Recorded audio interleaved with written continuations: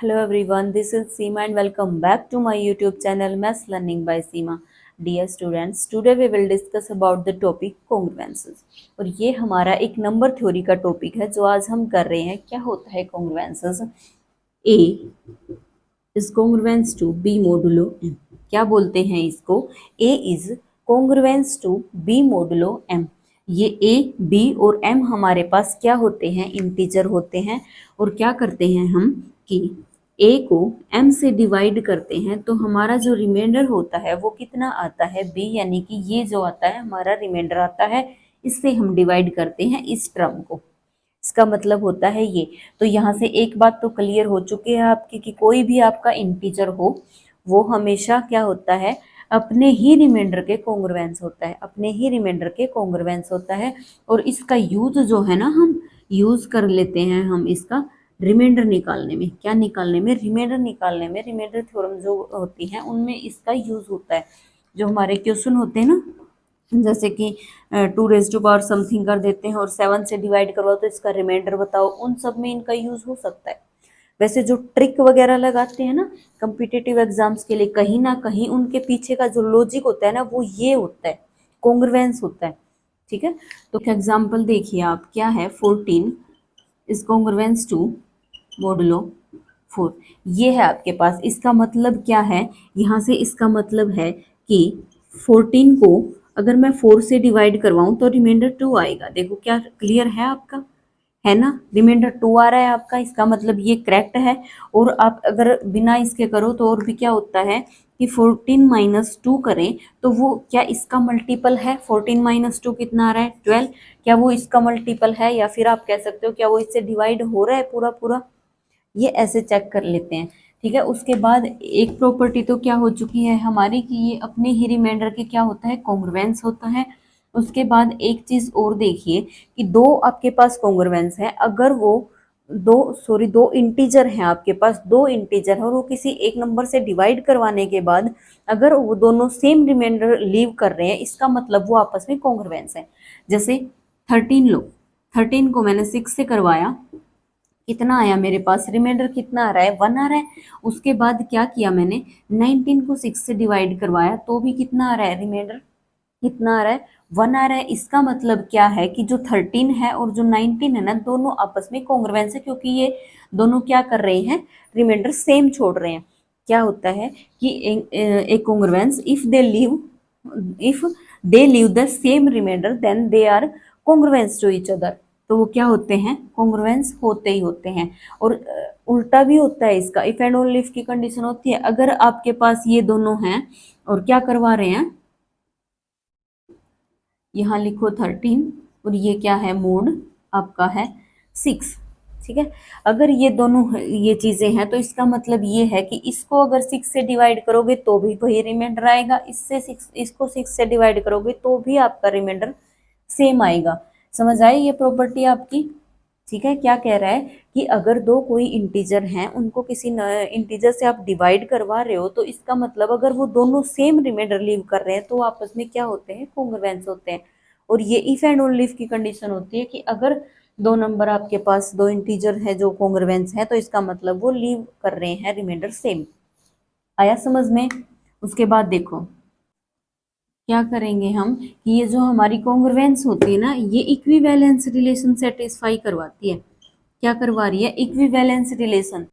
इसका मतलब क्या है कि रिफ्लेक्सिव, सिमेट्रिक और ट्रांजिटिव. ये तीनों जो होती हैं हमारा, इन रिलेशन को भी सेटिस्फाई करवा रहा है. रिफ्लेक्सिव का मतलब क्या है? आपके पास मान लिया आपके पास ये कोई कॉन्ग्रुएंस दिया हुआ है कि A is congruence to B modulo M. तो क्या हो रहा है आपका? रिफ्लेक्सिव का मतलब क्या होता है कि जो ये इसके खुद के ही भी मोडुलो होता है. सिमेट्रिक का मतलब क्या होता है? ये मोडुलो जो होता है हमारा, ये दोनों हमारे हमेशा इक्वल होते हैं, दोनों एक दूसरे के सिमेट्रिक होते हैं. उसके बाद ट्रांजिटिव की मैं बात करूँ तो ये क्या आएगा कि अगर A मोडुलो B है और ये है B अगर C के है तो क्या कह सकते हैं हम? A is congruence to C modulo M. आया समझ में? ये इसका मतलब क्या है कि जो कॉन्ग्रुएंस है वो इक्विवेलेंस रिलेशन को सेटिस्फाई करवाता है. हो गया। तो फोर्थ प्रॉपर्टी क्या कहती है कि कोई भी हमारे पास कांस्टेंट है, क्या हम कांस्टेंट को जो हमारा कॉन्ग्रुएंस होता है उसमें ऐड करवा सकते हैं, मल्टीप्लाई करवा सकते हैं, सबट्रैक्ट करवा सकते हैं। मान लिया कोई कांस्टेंट लेके चले हम c, और हमारे पास ये थी a is congruence to b modulo m, तो हम ये लिख सकते हैं, ये हमारा लिखना होगा ठीक। ठीक है, मतलब कांस्टेंट हम ऐड भी करवा सकते हैं, और कांस्टेंट हम मल्टीप्लाई भी करवा सकते हैं, और कांस्टेंट को हम सब्ट्रैक्ट भी करवा सकते हैं। ठीक है, और हम ये भी करवा सकते हैं कि मोडुलो जो होता है सी एम। ठीक है, अब हमारे पास क्या आ चुकी हैं, दो चीजें आ चुकी हैं, देखना। एक तो है हमारे पास ये प्रोडक्ट, यहाँ नहीं है सी की प्रोडक्ट, और एक ये है यहाँ भी है हमारी सी की प्रोडक्ट है। उसके बाद बात ये उठती है कि क्या हम इनको कैंसिल आउट भी कर सकते हैं, तो प्लस माइनस को तो कैंसिल आउट कर सकते हैं, क्योंकि जहाँ प्लस किया है वहां माइनस कर देंगे। माइनस की तो वो प्रॉपर्टी खुद ही कह रहा है कि वो सेटिस्फाई करवा रहा है, तो प्लस वाला तो अपने आप माइनस हो जाएगा। अब बात ये है कि इसको कैंसिल आउट करवा सकते हैं या नहीं, तो इसको कैंसिल आउट मतलब क्या है कि इसका वाइस वर्सा, मतलब इसका जो कन्वर्स है क्या वो ट्रू है या नहीं है। इसका मतलब क्या है, देखो अगर आपको ये ट्रू करवाना पड़ेगा ना, तो ये तो ठीक है, जैसे है आपके पास,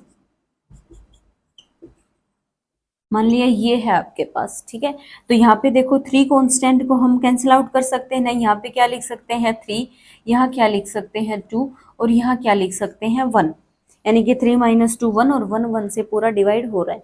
ठीक है, तो इसका मतलब क्या है कि ऐसे तो हम कैंसिल आउट करवा सकते हैं, लेकिन हमें दिक्कत आती है यहाँ, कि यहाँ क्या हम इसको कैंसिल आउट करवा सकते हैं। तो यहाँ कैंसिल आउट करवाने के लिए यहाँ हमारे पास एक कंडीशन होती है। वो कंडीशन क्या होती है आपकी, अगर सी और एम, मतलब जो कांस्टेंट था ना हमारा वो, और जो एम जिससे हम डिवाइड करवा रहे हैं, अगर उसका जीसीडी आपका वन है, तो आप इजीली से क्या लिख सकते हो, A is congruence to B modulo M, आप ये लिख सकते हो। बिना यहाँ सी हुए भी आप ये कैंसिल आउट कर सकते हो, अगर आपका जीसीडी उस कांस्टेंट के साथ क्या आ रहा है, वन आ रहा है। तो अगर मान लिया वन नहीं आ रहा, डी आ रहा है, तो हम क्या करें, तो क्या हम कर सकते हैं, उस टाइम पे हम क्या करेंगे, यहाँ डी लगा देंगे, यानी कि एम के डिवाइड में क्या कर देंगे, डी है ये, कभी वन ए सोचो इसको, जो हमारा जीसीडी आ रहा है ना इसका, उसको लगा देंगे हम इसके नीचे। ये होता है हमारा एग्जाम्पल। जैसे देखो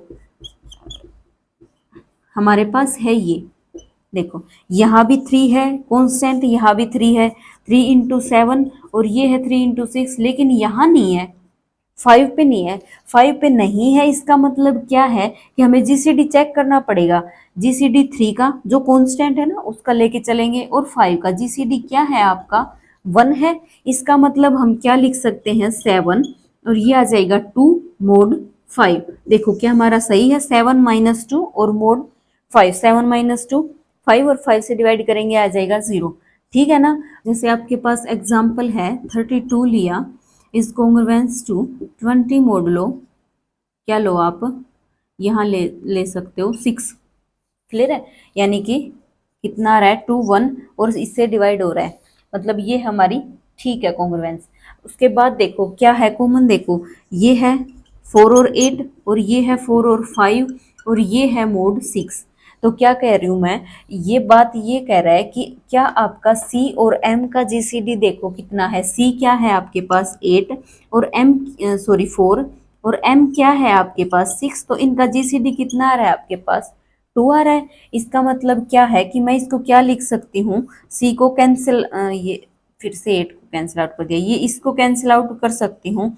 ये आ जाएगा 8 इज कॉन्ग्रुएंस टू 5 मोडुलो, और करेंगे 6/2, जो जीसीडी आया हुआ है उसको करेंगे तो 3। तो फाइनली क्या आ जाएगा, 8 इज 5 कॉन्ग्रुएंस टू 5 मोडुलो 3। ठीक है, आया समझ में। और इसी का ये तो हमारा होता है कि फॉर्मूला, और इसका मतलब क्या होता है ना वो देखो आप, क्या था हमारे पास 32, जो आगे हम क्वेश्चन में करेंगे। इसका मतलब क्या होता है ये देख लो कि आप सबसे पहले कॉमन क्या है आपके पास, देखो टू आ रहा है ना, इसमें से कॉमन आ रहा है ना, टू कॉमन। सबसे पहले टू को ही कॉमन ले लो, ये आ जाएगा टू, और ये आ जाएगा आपका कितना आ जाएगा, सॉरी 10, और ये आ जाएगा मोड 3। आ रहा है, देखो इसमें से इसको माइनस करके देखो 6, और 6 3 से डिवाइड हो रहा है, हो रहा है ना। तो ये है बिल्कुल ठीक। अब क्या कर सकते हैं कि अब देखो इसके अंदर क्या है आपका, ये है 2 8 और ये क्या है 2 5 और ये है मोडुलो 3।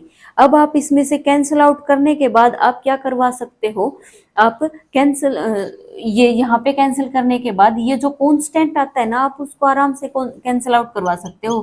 क्या कर सकते हो, इस 2 से इस 2 को कैंसिल कर दो और ये आ जाएगा आपका आंसर आया आपका वही। उसके लिए आपको फिर जीसीडी निकालने की जरूरत नहीं होती, क्योंकि अगर आप यहाँ से कॉमन ले लोगे ना तीनों में से, तो वो जीसीडी जो आया था ना वो अपने आप निकल के बाहर आ जाएगा।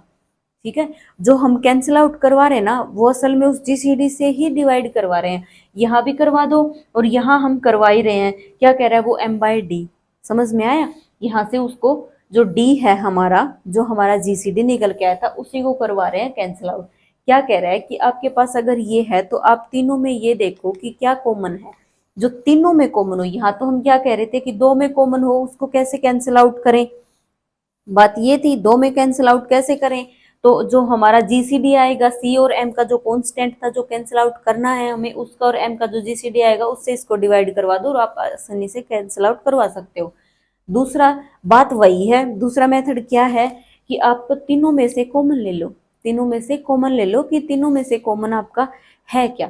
तीनों में से जो कॉमन होगा आप उसको करवा सकते हो। और बाय द वे ये भी हो कि आपका कॉमन ना है तो आपको फिर तो ये यूज करना ही पड़ेगा, है ना।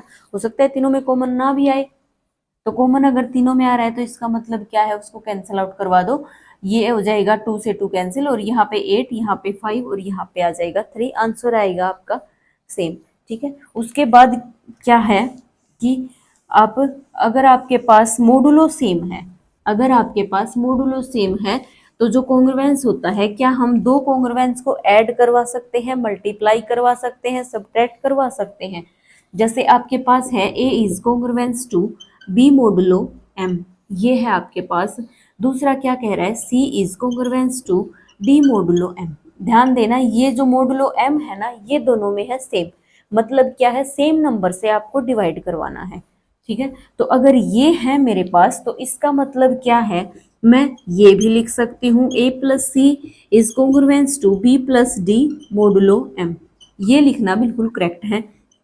ये भी लिख सकती हूँ b minus D modulo m, ये भी ठीक है। उसके अलावा मल्टीप्लाई भी करवा सकती हूँ इनकी, ये भी ठीक है। क्लियर है। उसके अलावा अगर ये है हमारे पास कोई भी एक कॉन्ग्रुएंस है उसकी खुद से भी हम मल्टीप्लाई करवा सकते हैं कितने भी time, finite number of times. जैसे मैंने मान लिया a is congruence to b modulo m, ये है आपके पास, इसी की खुद से ही मैंने मल्टीप्लाई करवा दी तो क्या आएगा आपका a square is congruence to b square modulo m। ठीक है, ऐसे ही हम फाइनाइट नंबर तक कर सकते हैं, जैसे a की k is congruence to b की k मोडुलो m। ये कोई आपका फाइनाइट नंबर है। आया समझ में, इनके आपस में हम मल्टीप्लाई करवा सकते हैं, ऐसे ही हम इसके भी मल्टीप्लाई करवा सकते हैं।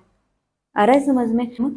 यहाँ से क्या हमारे पास निकल के आता है कि a1 a2 a3 मतलब an कितनी भी हो is congruence to b1 b2 bn modulo m। अगर हमारा मोडुलो सेम है तो हम इनकी कितनी भी टर्म हो हम उनके आपस में मल्टीप्लाई करवा सकते हैं। लेकिन बात अब ये उठती है कि अगर मोडुलो m ही अलग हो तो हम क्या करें।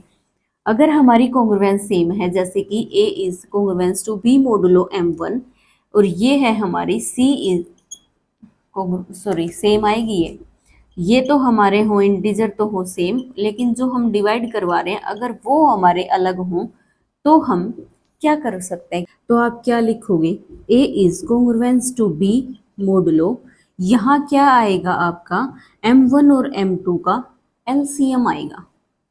क्या आएगा आपका, यहाँ जो m1 और m2 का एलसीएम होगा ना वो उठा के हम यहाँ रख देंगे, तो उसको हम ऐसे लिख सकते हैं। अगर आपका m1 और m2 का अगर जीसीडी 1 है ना, क्या है, अगर आपका जीसीडी 1 है तो हम क्या करेंगे, a is congruence to b modulo m1 m2, इन दोनों की क्या कर देंगे हम। उसके अलावा अगर आपका m1 और जो m2 है अगर उसका जीसीडी आपका क्या है d है तो हम क्या लिखते हैं, a is congruence to b modulo d लिख देते हैं। क्या लिख देते हैं, b मोडुलो डी लिख देते हैं।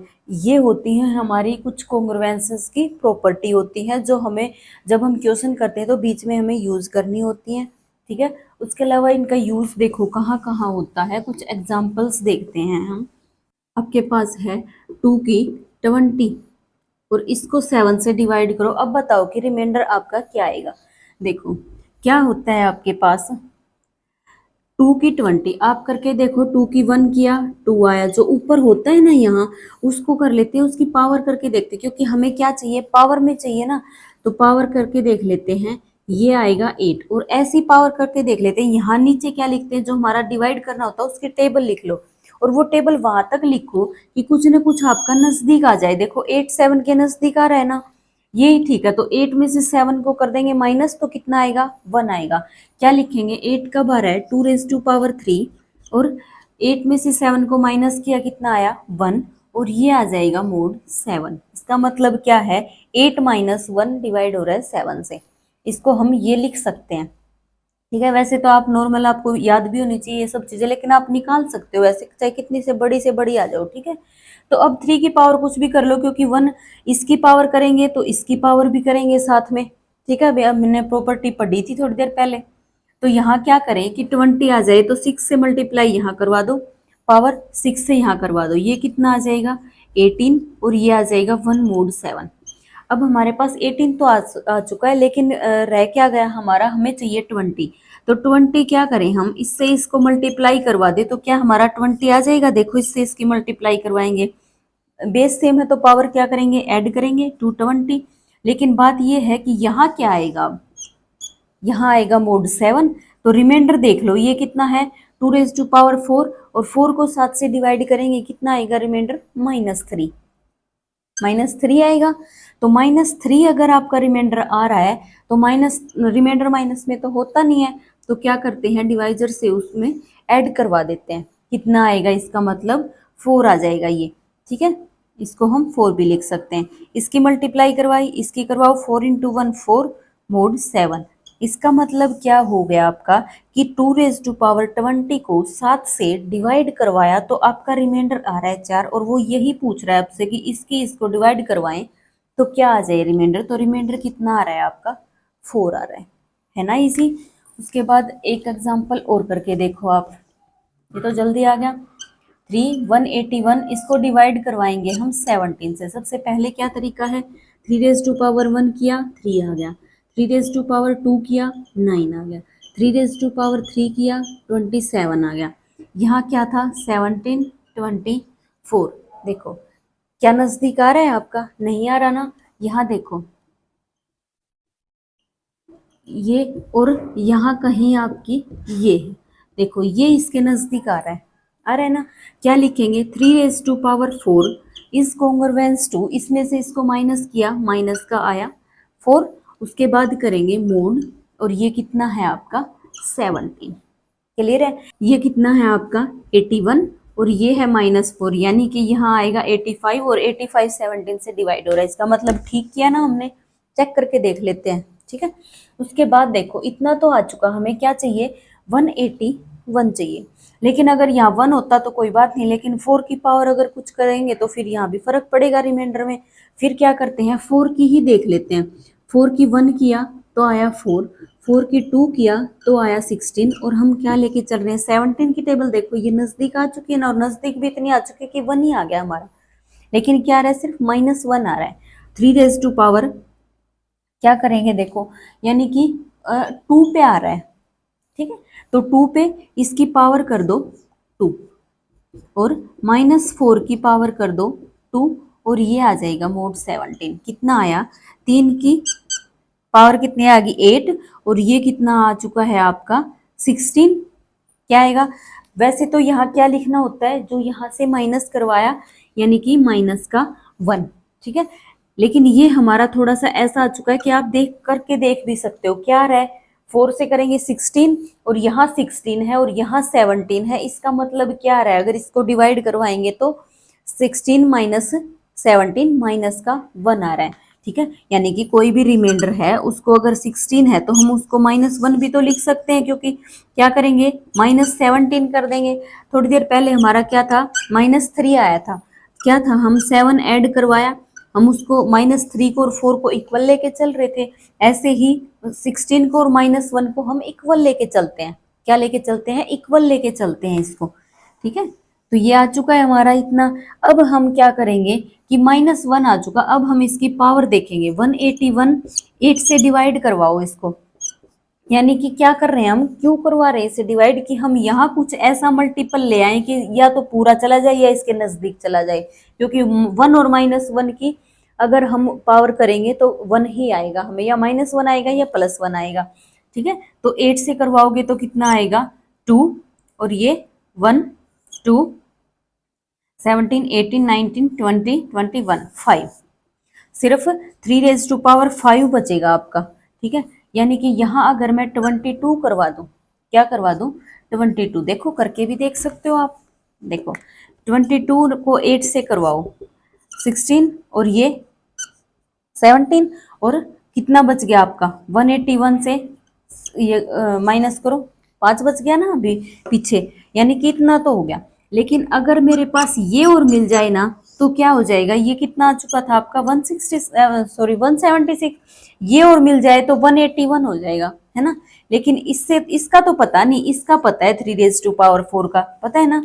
तो यहाँ क्या करवा दो 3⁴ करवा दो, कितना है -4 और mod 17, इन दोनों की करवाओ मल्टीप्लाई, क्या आएगा, ये तो था 176, ये है 4, यानी कि यहाँ लिख देती हूँ 3 की 180 कॉन्ग्रुएंस टू, ये -1 है तो कितना आ जाएगा 1 आ जाएगा, क्योंकि पावर कितनी है 22 मोड, और इसकी इससे मल्टीप्लाई करवाओगे तो ये +1 है और ये है -4, कितना आ जाएगा आपका -4, और ये आएगा mod 17। देखो कहाँ तक पहुंच गए हम। अभी भी हमें जरूरत है कि एक यहाँ पे अगर आपके पास ये है और इसकी मैं मल्टीप्लाई करवा दूं तो बेस सेम है, पावर ऐड हो जाएंगे, यानी कि 3 से मल्टीप्लाई करवा दूं तो आंसर सही आएगा। इसकी भी 3 से मल्टीप्लाई करवा दो, इसकी भी 3 से मल्टीप्लाई करवा दो, करवा सकते हैं ना हम ऐसे। प्रॉपर्टी पढ़ के आए थे। ये तो आ जाएगा 381 और ये आ जाएगा -12 और ये आ जाएगा mod 17। अब माइनस में तो होता नहीं है आपका, माइनस में नहीं होता तो क्या करेंगे 17 ऐड कर देंगे, यहाँ से रिमाइंडर कितना आ जाएगा आपका 5 आ जाएगा। आ रहा है समझ में? एक और करके देखो, एक एग्जांपल और करके देखो। जैसे है आपके पास 3 की 40 आपको डिवाइड करवाना है 23 से। ठीक है, तो सबसे पहला क्या रूल होता है हमारा, ये करो 3 की 1, ये नीचे इसकी टेबल लिख देते हैं। ठीक है, 3 की 1 और 3 की 2 करेंगे 9, 3 की 3 करेंगे कितना आएगा 27, और ये करेंगे यहाँ पे 81। देखो आगे तो कुछ नजदीक मेरे को लग नहीं रहा, यहाँ से देख लेते हैं। ठीक है, क्या आ रहा है 3 की 3 किया तो कितना आया, इसमें से इसको सब्ट्रैक्ट करेंगे, 27 से 23 को सब्ट्रैक्ट किया तो कितना आ रहा है आपका 4, और मोड कितना है आपका 23, इतना आ गया। क्लियर है? उसके बाद देखो क्या करें हम, अब 1 आ जाता तो हम सीधा कर देते, लेकिन 1 लाना पड़ेगा। अब 1 लाएंगे तो क्या करेंगे, फिर से 4 की करके देखो, 4 की किया 1, 4 की 2 किया 16, ये 23 चल रहा है नीचे। ठीक है, 4 की 3 किया 64, और यहाँ पे किया, और ये देखो इसके नजदीक आ रहा है कुछ, आ रहा है ना। ये करके देखो क्या आएगा, अगर मैं इसकी पावर 3 कर दूं, जितना ये आया है उतनी ही पावर कर दो, ये आएगा मेरे पास 9, दिख रहा है क्या आपको, दूसरा ले लेती हूँ। ये देखो 3 की आएगा आपके पास 9, और यहाँ पे रिमाइंडर कितना आएगा, जो इसमें से इसको सब्ट्रैक्ट किया है, यानी कि -5, और ये आएगा mod 23।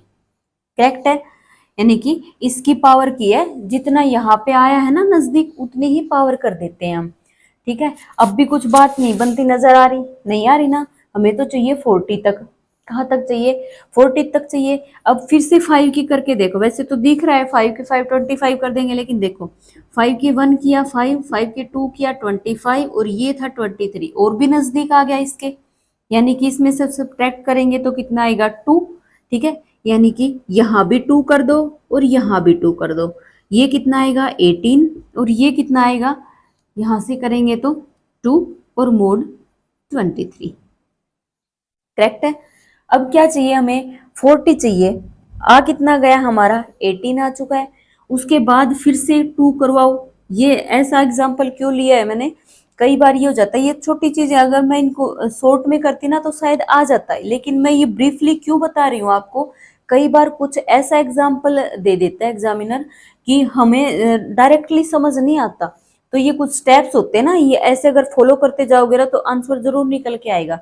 जो यहाँ आ गया फिर से करके देखो, 2 की 1, फिर 2 की 2 किया 4, ये था आपका 23 था, और ये कितना था आपका 46 था। ठीक है।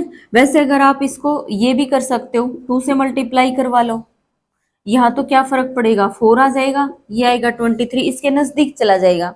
ठीक है। और अगर आप स्टेप से जा रहे हो तो स्टेप से भी चल जा सकते हो, बस एक स्टेप यहाँ पे अगर सीधे गए तो मिस हो जाएगा आपका। ठीक है। अब 4 की करवा के देख लो, क्या करवा के देख लो, 4 की करवा के देख लो, कितनी जरूरत रहेगी हमें, 3 की 4 की जरूरत रहेगी, है ना। तो हमारा आंसर आ सकता है। तो क्या करें, 3 की 3 और है हमारे पास, ये रहा, इससे मल्टीप्लाई करवा लो। करवाया मल्टीप्लाई। ठीक है। यहाँ कितना आ चुका है, 339, और ये आ गया आपका 16, और ये आ गया मोड 23। करेक्ट है। अब क्या है, 3 से मल्टीप्लाई करवा दो, इसको भी 3 से करवा दो, इसको भी 3 से मल्टीप्लाई करवा दो, ये तो आ जाएगा आपका 340 आ जाएगा। यहाँ पे कितना आएगा 48, और ये आएगा मोड 23। अगर आप उस वाले प्रोसीजर से जाओगे तो यहाँ पे कुछ कम आ जाएगा आपका। ठीक है।